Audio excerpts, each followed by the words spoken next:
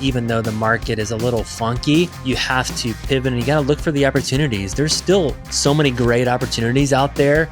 Maybe you have to get back to the basics. Maybe the market has made you extremely lazy, like, I was for a little while, and you forget that, sometimes this is hard work and you have to get back to doing the things that got you here, and you have to figure things out. This is the Indy Investor Podcast. Brett Snodgrass here with Ronnie Reese from the Simple Quarters team. What's going on, Ronnie? Hello, Brett. What's going on, listeners, podcast listeners? Hope you guys are all doing well. Yes, we are back. So this is the Indy Investor Podcast. I know we took just a little bit of a break just to kind of gather things, organize things, but we're super excited to be back. We've had so many calls and emails saying, hey, I want the Indy Investor Podcast back. It's helped me out so much with my Indianapolis real estate investing, and we're back. We're here to stay. We got some new exciting things going on. Number one, simplequarters.com is our website. Everything that we do here on this particular podcast, we have some blogs. We have even our properties for sale on simplequarters.com. If you want to sell us a home on simplequarters.com, everything is going to be on simplequarters.com. So make sure you check out simplequarters.com. The Indy Investor Podcast. That's where you can find the website. It's also on all of the other channels as well. Another thing I just want to mention is a lot of people have been asking me, how do I invest with Simple Quarters if you're interested in that? And I would just say, reach out to me at Brett@simplequarters.com. It's BRETT at simplequarters.com. People are really interested in investing with our company. We've had a long history, the last 17 years of growing just a great brand. And we have a lot of just references with just passively investing with our company. I'd love to chat with you about that. So let's talk about today. Today, we're just going to give an update on things that we're doing here in Indianapolis, Indiana, and how, where's the market at, right? A lot of people have been asking us about that. And is the market softening? Is it time to buy? Is it time to sell? What are you guys doing? How are you pivoting?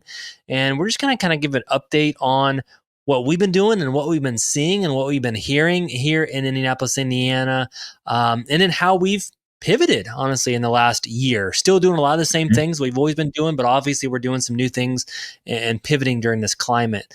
But Ronnie, I'll kind of kick it to you, man. You're on the front lines, literally, of our business, the Simple Quarters business. You're in the field. You're looking at houses. You're talking to a lot of investors, a lot of wholesalers out there. You're hosting the meetup. You're the face of, really the wholesalers in the industry here in Indianapolis.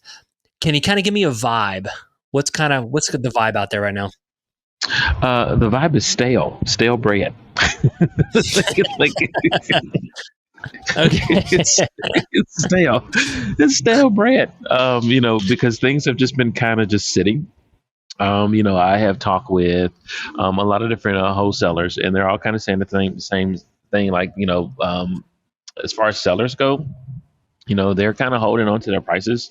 They kind of still want, higher prices for the property. And so it's been harder to match, price with property, and everyone kind of be happy.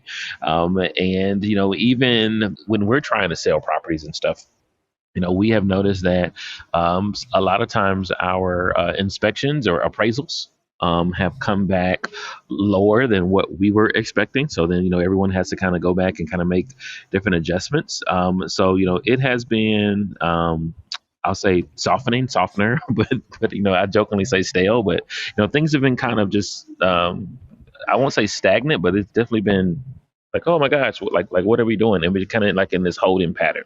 I won't get political, here, but I will say that this being an election year, and this just some recent events and things like that, I feel like are probably also affecting things where people just kind of just want to just hold tight to kind of see what's happening. The other thing is that, it's expensive outside. If you're just talking from a seller's perspective, and they have a certain amount of income and things like that. If they were to sell their home, the question is, where do they go to next? And that has been a problem, but I think even so, a bigger problem more here recently, that sellers are just like, I just rather just hang on to the demon that I know, as opposed to selling it and then trying to get in bed with the new monster that I have no idea, but I know it costs $1,700 more. So therefore people have just been kind of just really just sitting, and then also too, sellers have been, it's an information age. right? So they have more access to information and what they feel like their property's worth, and so they're more confident on that. And I actually had to kind of talk my team a little bit a couple of days ago. I said, we're doing a lot of we're having a lot of conversations about analytics and analytics of property, and we're giving a lot of extra comps to sellers. Like I said, why is that? And they're like, well, the situational based sellers, they've been a little fewer, far in between. A lot of the sellers that we're running into and people that we're talking to that are looking to sell or open to selling, they're more analytical. So we're having more analytic conversations. And I've challenged our team to shift back to, the problems and talking about the problems so that we can make sure that we're matched for each other on the solutions end. But when I talk macroly, a lot of sellers in a lot of different markets are also having the same conversations too. So it's a little bit of everything kind of going on right now. Yeah, yeah. Yeah, definitely. I want to kind of piggyback on a couple of those things. You're right. It's expensive out there. And, and we're in Indianapolis, Indiana. So it's not like we're in San Diego. That's always been expensive. But, we're not as expensive even still as some of these other cities. But I still remember the days of, really being able to buy properties here in Indianapolis for $20,000, $25,000, $30,000, $40,000, $50,000. And even in those tougher areas, inner city types of areas, we're having to buy 60, 70, 80, 90, $100,000 properties, and they still need a lot of work. Right. So that's one thing is very expensive. The retail market, it's like crazy. I mean, honestly, my wife and I, we've been talking about moving back to Indianapolis. We live in Fort Wayne right now, for those of you who don't know. And we've been talking about moving back to Indy. And I was like, oh, maybe we can get a house on a few acres of land out and, a decent home, which you used to be able to get for 400,000 or 500,000. I'm like, that's like 1.5 million now. It's like, wow, that's crazy. I can't afford that. Right. Who can afford that? That's right.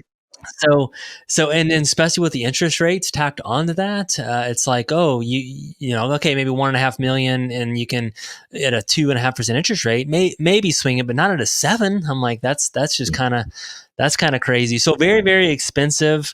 You're right. Election years can bring some funkiness, some other things that I'm seeing the hedge funds coming back to Indianapolis. Yep. They really paused there for a little bit, and some of them have still continuously paused. But I am seeing the hedge funds starting to buy here in Indianapolis again, and that's becoming available. And you're right, low appraisals. I mean, I haven't seen that in a long time, and it seems like a lot of the lenders are tightening up their appraisers, or the appraisals are becoming low. Like we had one that came in like 20,000 lower, and it's not even that expensive of a property. I'm like, whoa, okay. We're looking at the same comps you guys are. So I'd think the vibe is, and here's where I want to kind of shift a little bit. The vibe has been, what's going on? This is hard. This is slow.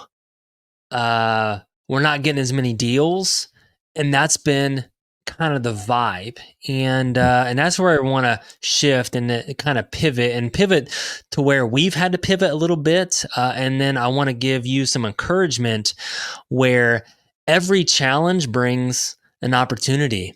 That if you've been in this game long enough, that there's always been challenges. We're always kind of complaining about something, right? Like literally, we're always complaining about there's too many houses to sell. They're too cheap. They're too expensive. The interest rates are hurting us because they're too low and now they're too high.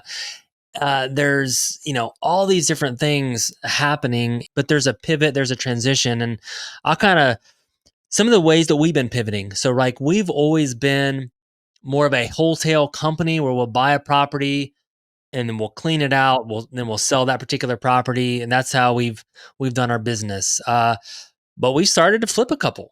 Like we've started to flip a couple properties. We got a crew or a couple of crews now. We're going in and fixing up some of those particular properties. But that's just a way that we've been able to pivot. We still do some of the wholesale, but we've been able to go in and fix up some of the properties, put 20, 30, 40, 50K into a particular property, maybe one in a month. And that's one way that we've been able to pivot, just so we don't have to do, I think, as many deals. We don't have to do the volume, that we can still manage a lesser volume, but make a little bit more money on this one particular property. That's one way that we've been able to pivot. And I'll throw it to you, Ronnie. I got a couple others, but we Yeah, just did a I actually deal wanted to talk recently, about that. right? Yeah, yeah, I want to talk about that. Is that the feedback that we were getting for the reason for the start flipping, and that was that some of the buyers that we were talking to, they was like, you know what, right now the way it is outside, we don't want to do sweat equity.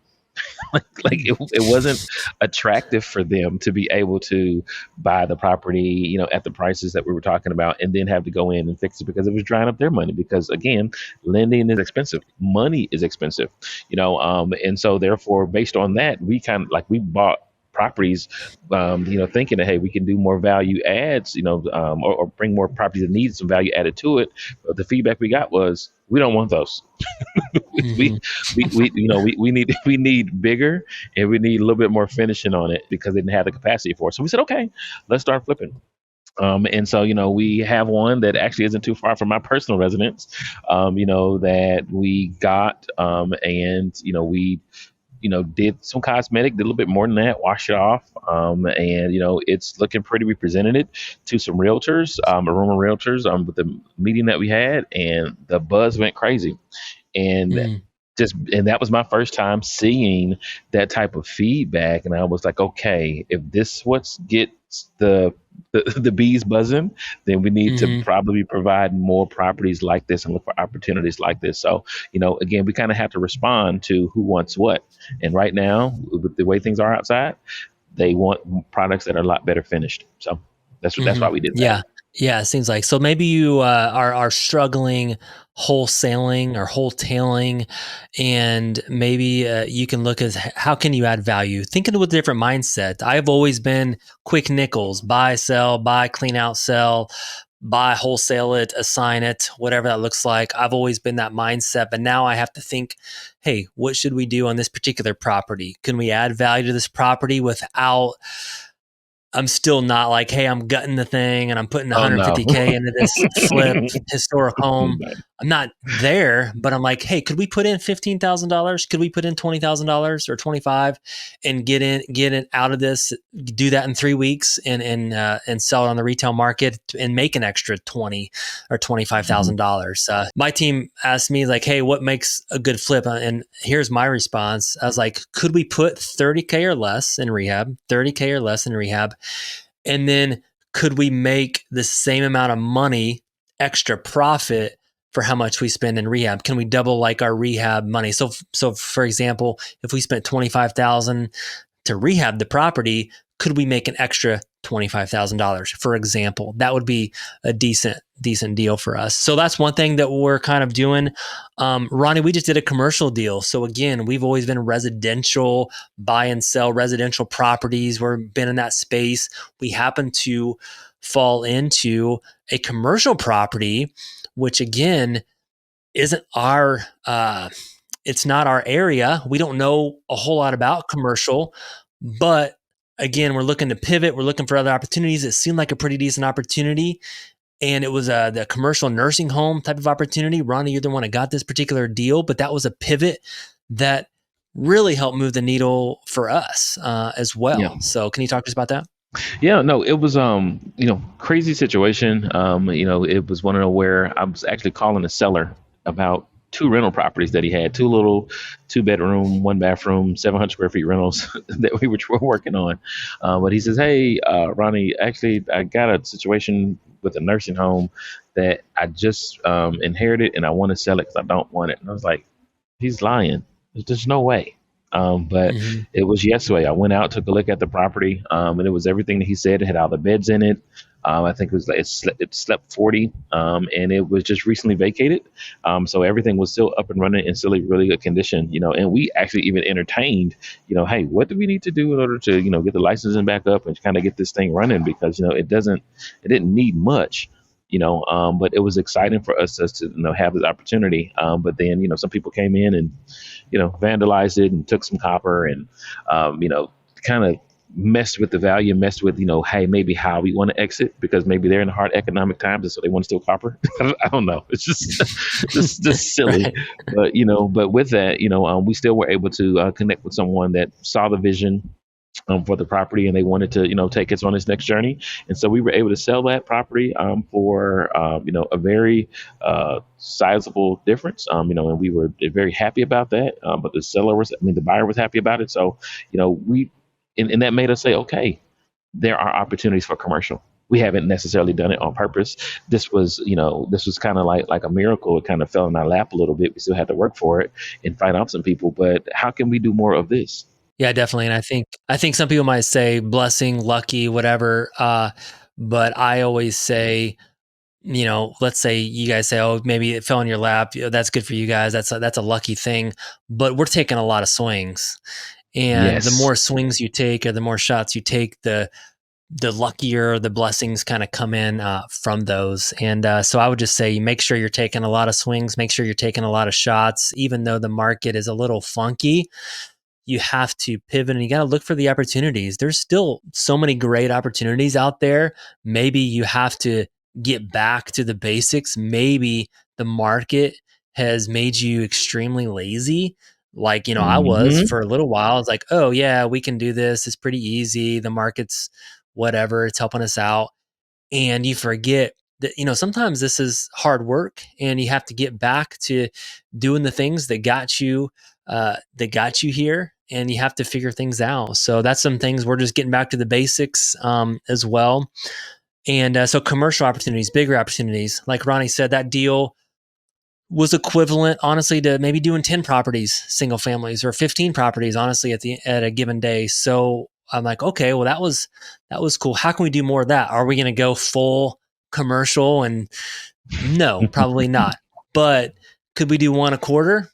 Maybe. Could we do one every 6 months? Possibly. So we're gonna just navigate that a little bit, and that's just how we're gonna pivot there.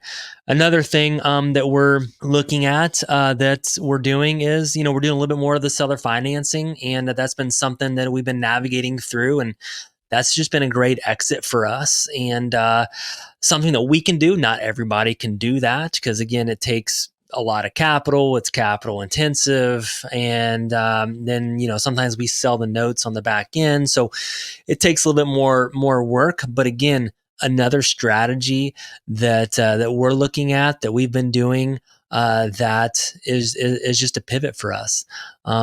Another strategy that I've been actually looking at is sometimes it's hard to buy tenant occupied properties, and that's been something that we've had come a lot lately to us. Oh, this property has a tenant occupied, the rent's low, and the tenant is, it's a month to month lease. There's no lease in place.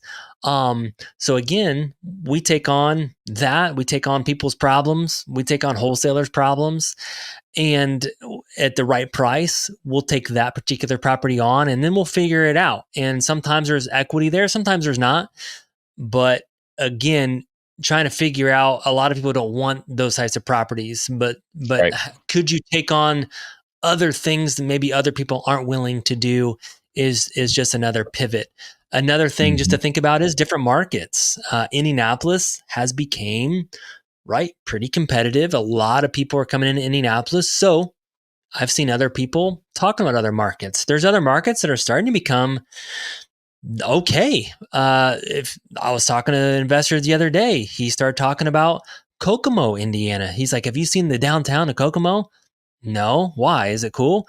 "Oh, they're doing so much work down there. It's crazy." Have you seen the Elwood down, like these some of their smaller towns? Elwood he's talking Hmm. about, and some of these other towns. They're revamping a lot of the downtowns, and they're starting to be coming up. So maybe you can go to some of these other markets, a lot cheaper properties in Indy, and maybe it could be a market that you can hold a rental for 5 or 10 years, and then you're For sitting sure. on a lot of equity. Ronnie, any other just feedback on the market in general? Pivots that you've even made on, more of the acquisition side, other wholesalers that have made, anything else before we wrap up?